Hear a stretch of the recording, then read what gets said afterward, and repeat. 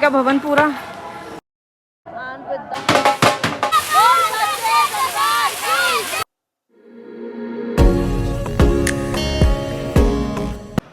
Hi guys, welcome and welcome back to my channel. This is Ishika Chaudhary. I hope you all are doing very well in your life.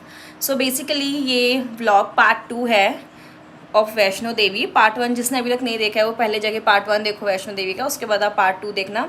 And last में मैं आपको कुछ important and informative points भी बताऊंगी regarding Vaishno Devi. So enjoy this part 2।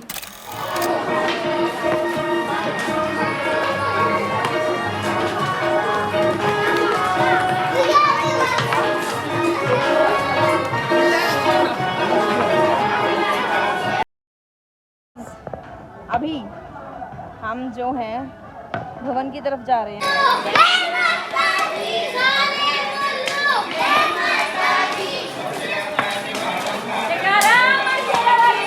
बोल साचे दरबार की। वो माता रानी का भवन है। अभी भी इतना चल के जाना है, सेम इसे डबल ट्रिपल चल के आ गए हैं। गाइस 15 किलोमीटर चलने के बाद we got our view।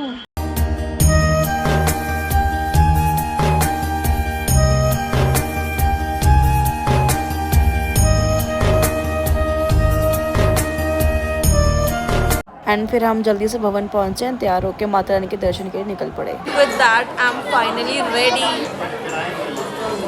हम लोग फ्रेशन अप हो गए हैं और अभी अच्छे बन के हम लोग जा रहे हैं माता रानी के दर्शन करने। और सबसे पहले हम अपना सामान डिपॉजिट करवाएंगे क्लॉक रूम में एंड उसके बाद जाएंगे दर्शन के लिए। एंड गाइस अंदर दर्शन के टाइम पे कोई भी चीज़ अलाउड नहीं होती है, इलेक्ट्रॉनिक्स की, मोबाइल फ़ोन्स हो, smart watches, nothing is allowed. And with that leather belts, leather के पर्सेज, वॉलेट, कुछ भी अलाउड नहीं होता है अंदर। वो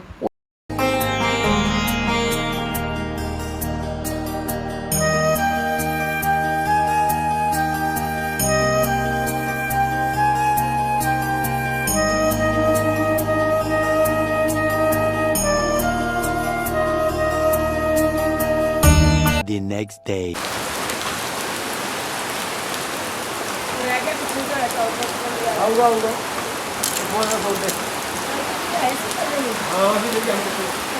सामने माता रानी का और यहाँ पे हम जा रहे हैं भैरव दर्शन के लिए।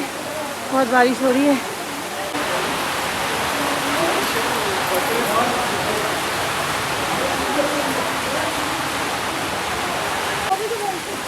मम्मा कैसा भी लग रहा है आपको? सब थक गया गाइस। एक मेरा मामू है बिल्कुल नहीं थकदा। भवन का नज़ारा देखो आप, बारिश में भवन का नज़ारा।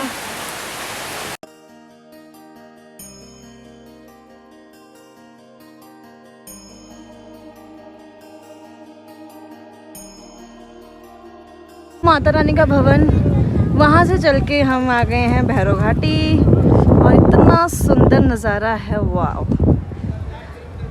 वहाँ पे धुंधला धुंधला नज़र आ रहा है, बादल नज़र भी नहीं आ रहा, बहुत प्यारा है।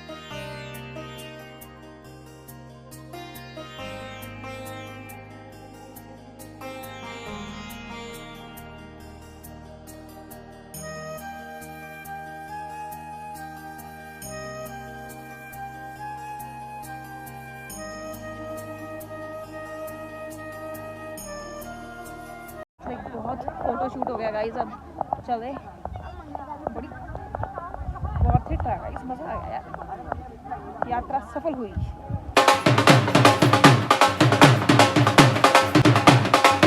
कैसा फील हो रहा है अब? मम्मा कैसा फील हो रहा है आपको? बहुत अच्छा, बहुत बढ़िया लग गया। यात्रा सफल होगी तो सब कुछ सफल है। सही बात है गाइस, सही बात है। और आप देख रहे होंगे हम ये 2 ही कपड़े पहन के व्लॉग बनाए हैं मैंने, क्योंकि गाइस बिल्कुल 1% टाइम नहीं है कपड़े बार बार चेंज करने का।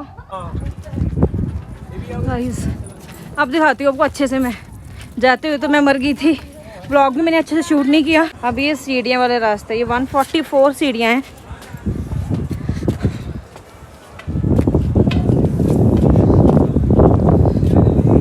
आगे आगे मामू।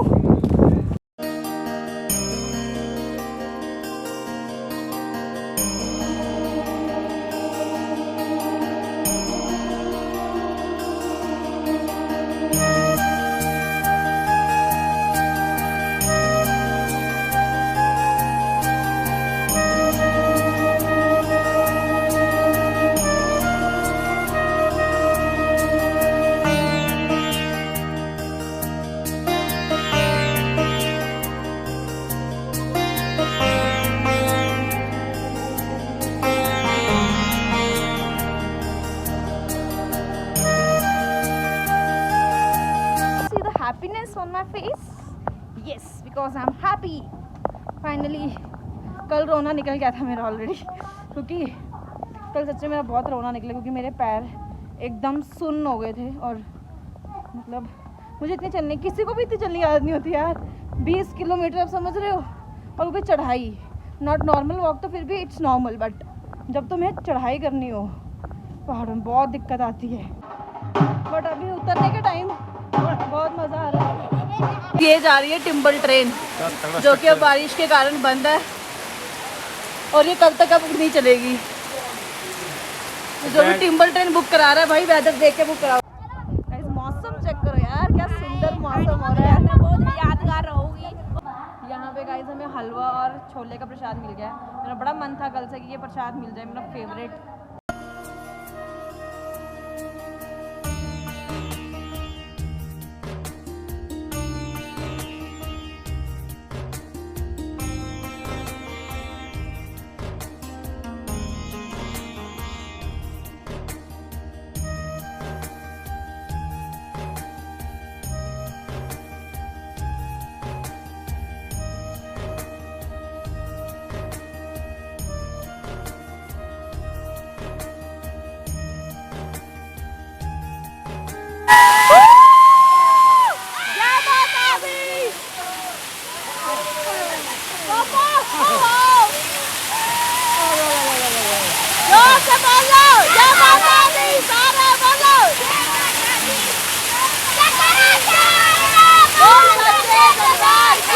एंड गाइस इसी के साथ हम भवन से नीचे उतरे, और उसके बाद हमारी ट्रेन थी, और दैट्स ऑल अबाउट यात्रा।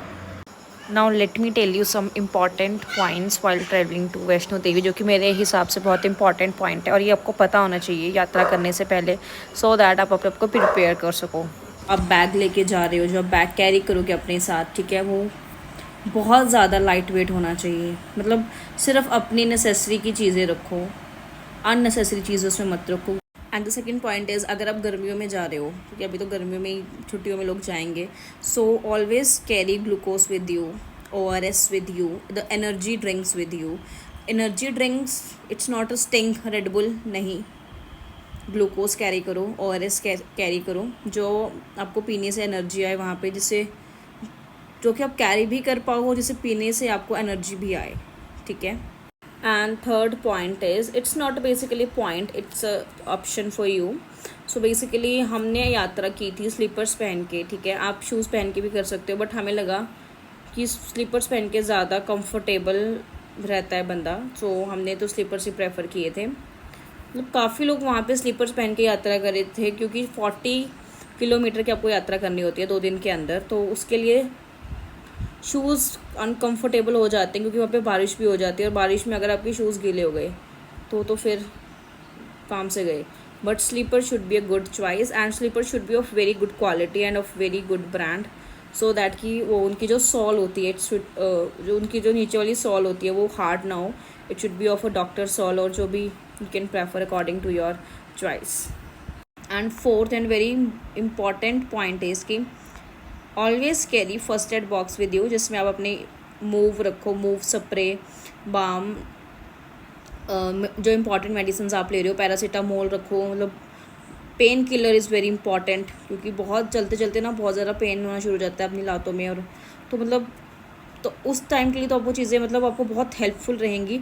नॉट आउट वहाँ पे बहुत मतलब वहाँ पे आपको मेडिकल शॉप्स मिल जाएगी, बट वो नीचे है, ऊपर मेडिकल शॉप्स नहीं है, ठीक है। तो it's very important to carry your first aid box with you. So fifth points, so basically it's not a point, it's a suggestion from my side कि काफ़ी लोगों को ये लगता है कि वो यात्रा एक दिन में या 1.5 डे में कंप्लीट कर लेंगे, बट ऐसा नहीं होता है, ठीक है। मतलब वहाँ पे काफ़ी लोग मुझे रास्ते में ऐसे मिले जिनकी ट्रेन थी 5 बजे की, बट वो अभी अर्धकुंवारी पे थे 2 बजे के करीब। तो आप किसी भी हालत में इतनी जल्दी नहीं पहुंच पाओगे नीचे, क्योंकि बारिश हो जाती है ऊपर, बारिश के आपको रुकना पड़ता है, ठीक है। और कुछ बहुत सारे सर्कमस्टेंसेस हो जाते हैं, तो आप यही कोशिश करो कि आप ट्रेन आपकी रात में रखो 10 से 11 बजे की, क्योंकि हमारी ट्रेन खुद 10:45 पे थी, वो 11 बजे आ गई थी हमारी ट्रेन, ठीक है। सो ऐसी ट्रेन रखो कि आप आराम से, ये भी नहीं कि आप जल्दी जल्दी नीचे आ रहे हो, क्योंकि ठीक है बहुत लंबा रास्ता है वो चढ़ने, क्योंकि 40 किलोमीटर्स आपको ट्रैवल करना है 2 दिन में, ठीक है। अगर आप घोड़े से आ रहे हो, अगर आप घोड़े से नीचे उतर रहे हो, ठीक है, तो आप पहुंच जाओगे जल्दी, बट अगर आप बाय वॉक जा रहे हो, ठीक है, तो आप इतनी जल्दी किसी भी हालत में नीचे नहीं पहुंच सकते हो। और ऊपर तो चलो आप आए, ऊपर आने में भी आपको पूरा 1 दिन लगा था हमें। तो हम जैसे कि हमने यात्रा 10 बजे 10:30 बजे हमने शुरू की थी, और हम ऊपर पहुंचे थे 9 साढ़े 9 बजे भवन में। तो उसी अकॉर्डिंगली आप अपना plan. The sixth and the important point is कि always carry a rain coat.